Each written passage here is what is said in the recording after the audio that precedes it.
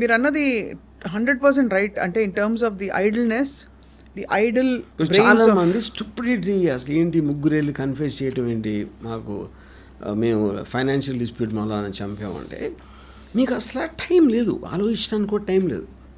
నిమిషాల మీద డిసిషన్ తీసుకోవాలంటే ఎంత ఆలోచిస్తారు అసలు మీరు? అంతే కదా. ఇప్పుడు అక్కడికి ముగ్గురిని పంపించారు. ముగ్గురిని పంపించి మీ ముగ్గురు మేమే చంపాం అంటే వాళ్ళు వినేస్తారు, ఇన్వెస్టిగేషన్ క్లోజ్ అయిపోతుంది అని ఉద్దేశం. కానీ అక్కడ ఉన్న ఇన్స్పెక్టర్ అడిగేసాడు, ముగ్గురిని ఇచ్చారు, వేరుగా అడిగాడు, వేరుగా అడితే వేరు చెప్పారు. అది ఇలా యాంటిసిపేట్ చేయాలి, ఎందుకంటే టైం లేదు కాబట్టి. So I don't no if I have to feel sad for that guy who died. I feel equally sad for all of them. అసలు వాళ్ళకి సంబంధం లేదు ఆ ఫ్యాన్స్కి. వాళ్ళు ఏదో దర్శన్ ఇంప్రెస్ చేద్దామని వాళ్ళు చేశారు. దర్శన్ ఉన్న పలుకుబడితోటి మమ్మల్ని ఏం చేయట్లే అని అనే ధైర్యంతో వాళ్ళు ఏదో కొట్టారు. అది ఆడికి ఎక్కడో తగిలి. ఎందుకు why would anybody want to kill him? There is no reason. ఇప్పుడు వాళ్ళకేం పర్సనల్ లేదు కదా దాని మీద. అబ్సల్యూట్గా. సో ఈ 16 మంది జీవితాలు పోయినట్టే కదా. అవును, అతను అట్లీస్ట్ పోయాడు, వీళ్ళు బతికొండగా చచ్చిపోయినట్టే. యా, ఇప్పుడైతే దర్శన్కి వి డోంట్ నో, బట్ పెద్ద శిక్ష పడి he could be in jail for a while. See from అంటే నాకు ఎంతవరకు obviously I only go by whatever police side so far. I think the defence will be culpable homicide not amounting to murder. అంటే మీరు చంపాలనే ఇంటెన్షన్తో చేయాలి. Murder అనేది మీరు చంపటానికి తీసుకున్న నిర్ణయం, ప్రీమేటెడ్ మర్డర్, ప్లాన్ ప్రకారం. ఎందుకు ప్లాన్ ప్రకారం? మీరు వాడిని అబ్డక్ట్ చేసి తీసుకొచ్చి ఇక్కడ పెట్టి కొట్టి ఆడ చచ్చిపోయాడు. ఓకే, అప్పుడు అది మర్డర్ చేసే ఇంటెన్షన్ ఉంటే వేరు. ముట్టి కొట్టడానికి తీసుకొచ్చాం, అన్ఎక్స్పెక్టెడ్గా చచ్చిపోయాడు అంటే it can come under culpable homicide. But it's still very big offence. It is a big offence. కానీ ఇక్కడేంటి, అప్పుడు ముందే చెప్పేశారు అనుకోండి, నేను కొట్టాను ఆడిపోయాడు, నేను చంపాలనే ఉద్దేశం నాకు లేదు. కానీ then they try to hide the body, then they try to mislead the investigation. అదంతా కాన్స్పిరసీ కింద వస్తుంది.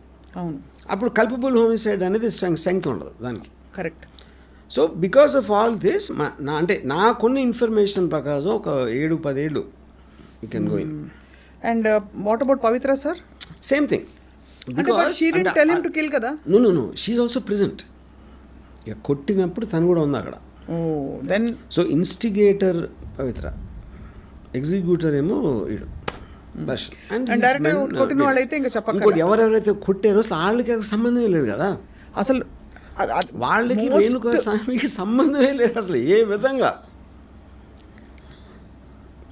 ఈ అమ్మాయిని తనకి దర్శన్ కొన్న ఎఫ్ఐఆర్ తోటి స్టార్ట్ అయింది. అది వాళ్ళకి ఏం సంబంధం? వాళ్ళందరూ వర్కర్స్, వీళ్ళు ఏం చెప్తే వాళ్ళు చేశారు అంతే, నమ్మేసి. ఈ సినిమా పేరు అనుకోకుండా ఒక రోజు అంతే కదా. అంతే, బికాజ్ అనుకోకుండా ఆ క్షణం మొమెంటరీ డెసిషన్. ఇది the gravity of it sir. మీరు ఇప్పుడు చెప్తుంటే అర్థమవుతుంది. ఆ ముగ్గురు ఎస్పెషలీ, ఇతను Darshan at least is indirectly involved because అతని గురించే పెట్టాడు అతను ట్రోల్. ఈ అమ్మాయి of course is involve because అమ్మాయికి డైరెక్ట్గా పెట్టినవాడు వాడు. సేవ్ చేయడానికి వచ్చిన ఈ ముగ్గురు, వాళ్ళకి కుటుంబాలు ఉండొచ్చు, కళలు ఉండొచ్చు, I don't know whatever their backgrounds are, వాళ్ళకి అనవసరంగా జీవితాలు పోయినట్టే. అది ఇప్పుడు వాళ్ళల్లో ఎవడెవడు కొట్టాడు, ఎవడ ఎక్కువ, అది కూడా I mean of course they will be there. Judicial ఫైనల్గా ఛార్జ్లో పెడతారు, కానీ all of them are co conspirators కదా బేసిక్గా. ఇప్పుడు మీకు రోడ్డు మీద గబుక్కుని ఘర్షణ జరిగింది అనుకోండి, ఎవడో మేము తోసాడు లేకపోతే ఏదో చేసాడు, దాంట్లోంచి మీకు ఒకటి డెవలప్ అయ్యి ఒక మర్డర్ జరిగింది అనుకోండి, అది వేరు. ఇది మొత్తం ప్లాన్. ఎక్కడెక్కడో ఎవడెవడో ఉండి ఆని తీసుకొచ్చి అక్కడ పెట్టి ఇక్కడ పెట్టి వీళ్ళు వచ్చి చేస్తే, మీరు ఒక్క మర్డర్ అనేది ఇంటెన్షన్ అనేది తప్పించేస్తే చాలా ప్లాన్ ప్రకారం జరిగింది కదా. అవును. సో ఈవెన్ బీటింగ్ హిమ్ ఏంటి అంత వైలెంట్గా ఆడు బోన్స్ సిరిగేటట్టు కొట్టడం కూడా it's causing grievous injury, even that will come under attempt murder. అవును. కానీ వీళ్ళు ఏమనుకుని ఉంటారు, ఈ దెబ్బతో భయపడి నా కొడుకు మళ్ళీ రాడు అనుకుని ఉంటారు అంతే. So lots of times that is what people think. అవును, ఒక్కటేస్తే మళ్ళీ పడి ఉంటాడని. యూనో, సో ఇది వీళ్ళు రాసుకున్న స్క్రీన్ ప్లే, డెస్టినీ ఏమో ఇంకోటి ఏదో రాసింది అంతే. అంతటికీ మూలం ఏదో స్పేస్లో ఆడు పెట్టిన కామెంట్. అంతటికీ మూలం పవిత్ర ఇగ్నోర్ చేయకపోవడం. అది ఒక చిన్న స్మైల్ ఇచ్చి పక్కన పెట్టిందంటే అయిపోయేది అసలు మొత్తం. నేనైతే అది చేసేవాడిని. సో పాపం నేమ్ అండ్ ఫేమ్లోకి రావదలుచుకున్న ట్రోలర్స్కి మీ అమూల్యమైన సందేశం ఇస్తారని కోరుతున్నా. నేను అదే ట్రోలర్స్కి ఇప్పుడు trollers they are having fun. వాళ్ళు అసలు వాళ్ళు దే డోంట్ ఈవెన్ వాంట్, అంటే మేము దోమలు కుక్కలు ఆలోచిస్తాయి, మీరు చెప్తారు చెప్పండి, దోమలు ఆలోచిస్తాయి మీకు కుట్టే ముందు, అదే ఆఫీస్ వచ్చి చెప్పని కుట్టి వెళ్ళిపోతాయి అంతే. మీరు దాన్ని పట్టుకుని దోమ ఏం చేసిందో తెలుసా నన్ను కుట్టింది అంటే అరే అది ఎవరు తప్పది.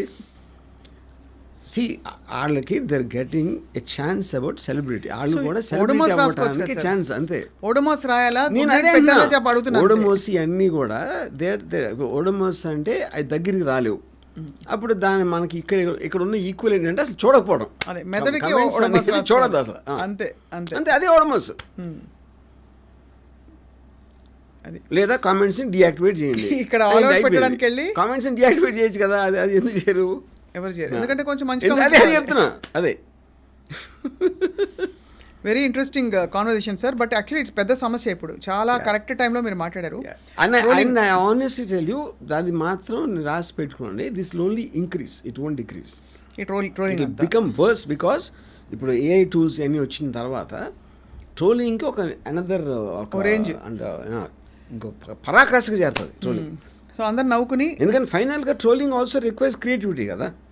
కానీ ట్రోల్ అవుతున్న వాళ్ళు ఒకటే సంతోషపడాలి, ఏంటంటే వాళ్ళు ట్రోల్ అవుతున్నారంటే వాళ్ళు ఫేమస్ అని అర్థం.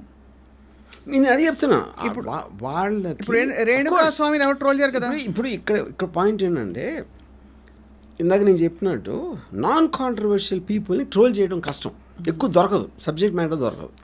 కాంట్రవర్షియల్ పీపుల్ ఈజీగా దొరుకుతుంది. అవును. ఇప్పుడు రాజమౌళి అనుకోండి, Rajamouli is a very very big celebrity. రాజమౌళిని ట్రోలింగ్ అనేది చాలా తక్కువ ఉంటుంది, ఉన్నా కూడా అసలు నాకు తెలియదు కూడా తెలియదు. Because is non controversial, absolutely never make a statement, is not just about ఈ సక్సెస్. ఇప్పుడు హైలీ సక్సెస్ఫుల్ సందీప్ అంగన్ ట్రోల్ చేస్తారు, యానిమల్ కూడా బాగా ట్రోల్ చేస్తారు. సందీప్ అంగన్ బాగా ట్రోల్ చేస్తారు. మన పేరేంటి, మన what's his name, Kashmir files director. ఇప్పుడు సంజయ్ లీలా బన్సాలీని ట్రోల్ చేస్తారు. చెప్తున్నా. సో అది it is not about the success, it's about me personality. అదే ఇప్పుడు రాజమౌళి అన్ని politically correct, you will never make any statement which is against for this and that, ఒక stand తీసుకోడు కాబట్టి మీకు ట్రోలింగ్ మటీరియల్ దొరకదు. కానీ ట్రోలర్స్కి సెలబ్రిటీస్ కావాలి. సెలబ్రిటీస్ లేకపోతే అంటే దేర్ ఫుడ్ ఈజ్ సెలబ్రిటీస్. అది పొలిటికల్ అవ్వచ్చు, ఫిలిమ్స్ అవ్వచ్చు, ఏదైనా అవ్వచ్చు. సో